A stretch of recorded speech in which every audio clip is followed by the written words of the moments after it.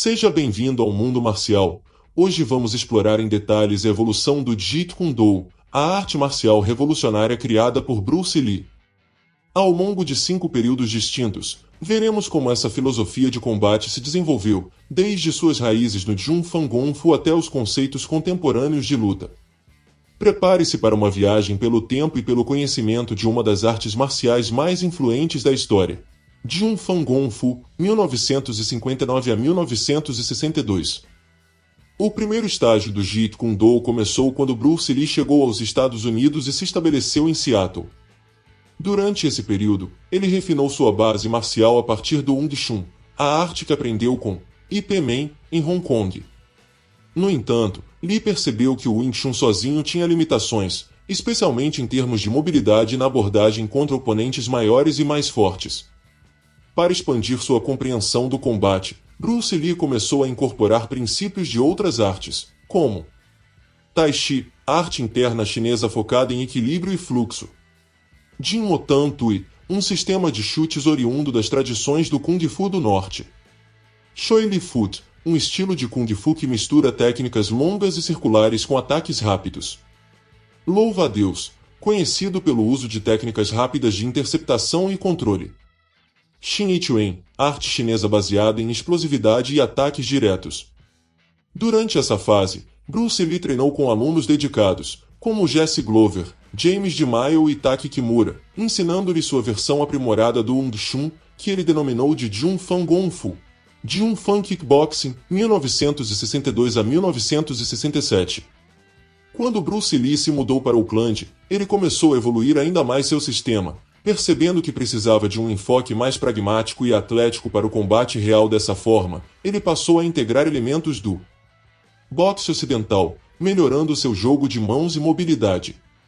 Kickboxing, adicionando técnicas de chutes mais eficazes e fluidas. Savate francês, incorporando chutes rápidos e precisos. Kung Fu do Norte, explorando a amplitude dos golpes longos. Bruce também enfatizou o condicionamento físico como um componente essencial do combate, inspirando-se em treinos de força, explosão e resistência de atletas ocidentais. O principal seguidor dessa fase foi James Jin Lee, um amigo próximo que ajudou Bruce a estruturar seu novo método de ensino. Jeet Kune Do, de 1967 a 1973. Essa é a fase em que Bruce Lee consolidou sua filosofia de luta e deu nome ao seu sistema, Jeet Kune Do, o caminho do punho interceptador. Durante seu tempo em Los Angeles, especialmente em Chinatown, ele abandonou muitos elementos do Wing Chun e passou a basear seu estilo principalmente no boxe ocidental, clássico inspirado em lutadores como Muhammad Ali, com ênfase em jogo de pernas e movimentação. Esgrima ocidental, extraindo princípios de timing, distância e interceptação de ataques. Bruce enfatizava a necessidade de uma abordagem minimalista no combate, eliminar movimentos desnecessários e focar em velocidade, eficiência e antecipação dos golpes do oponente. Ele ensinou essa filosofia a seguidores como Ted Wong, Tim Tackett e Bob Bremer. Durante essa fase, Bruce também se aprofundou na absorção de conceitos filosóficos do taoísmo e da estratégia do samurai. Jeet Kune Do Conceitos, 1973 ao presente. Após a morte de Bruce Lee em 1973, seus seguidores continuaram a desenvolver e adaptar o Jeet Kune Do. O principal nome dessa fase foi Dan Inosanto, que expandiu o sistema incorporando influências de Kali filipino, técnicas de armas e combate de curta distância. Muay Thai, melhorando as técnicas de joelhos, cotovelos e chutes. Grappling, introduzindo aspectos de luta agarrada e controle corporal. Dan Inosanto, Richard Bustilo e Larry Hartsell foram os grandes responsáveis pela disseminação dessa abordagem, treinando diversos alunos e mantendo viva a essência do JKD, mas com uma abordagem mais aberta a novas influências. Jeet Kune Do contemporâneo.